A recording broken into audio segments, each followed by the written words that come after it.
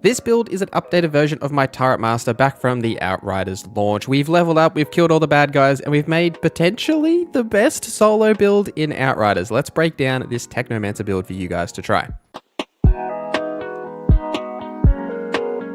Let me know in the comments if you'd like me to do a Devastator or a Pyromancer build for Outriders World Slayer. I've been enjoying the new expansion. It's actually a lot of fun. So how this build works really is it revolves around two things: your turrets and applying status effects to enemies to maximize your damage. The turrets really are the star. The Cryo turret and the Blighter turrets are your primary damage sources and should always be active. With the correct mods, you can have up to 3 turrets active as well as adding additional effects around your turrets. Cold Snap is our third skill, which is essentially just used as a large AoE freeze around you to deal damage to everything that's around you, give you a bit of a get out of jail free card in that you can avoid some damage hits. You can also freeze all the enemies around you and then refresh your turrets, which is actually super helpful to do. But essentially, using these 3 skills, we are going to apply lots of status effects because the 2 turrets do both freeze and toxic, and we're also going to be applying a status effects with some of our class trees, which we'll get into in a little bit, to apply additional status effects so that we can further increase our damage, not only with status effects but also the amount of damage we do by some of the new packs tree stuff, which is really cool. For your mods and gear, it's hard to say exactly what you should focus on because of how random the loot drops are, and I had tons of success with this build before I even got all of the pieces that I really wanted. But once you get all of the pieces, this build just really shines through. There is a couple of mods that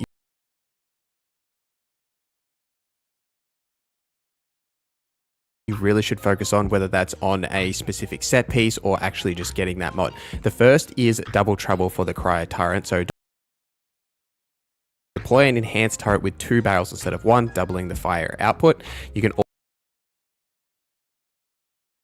also pick up the increased damage for the Cryo output, which is a tier 1 mod, easy to get.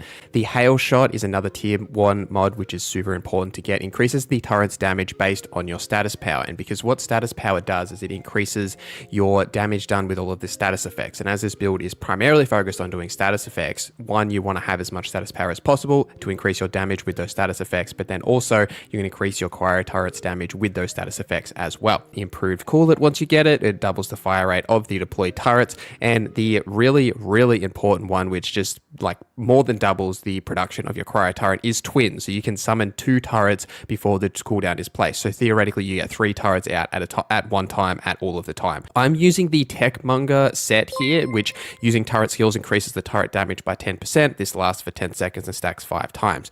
Now I'm considering tinkering with the Frozen set, so increases your damage for frozen enemies by 50%, because mostly this build focuses on the Cryo turrets, which deal the Cryo damage and freezes everyone, so then you get that damage. I'm going to tinker with that in the future, but I think this is really solid as a build, and I also love this headpiece that I got as a drop. But essentially that is the main things you need. For your weapons, you really can use any weapon you like. It's entirely up to you. Because you are not the star of the show here, your turrets are, so any weapon that you find that you enjoy using, you can literally just put that on. I just put on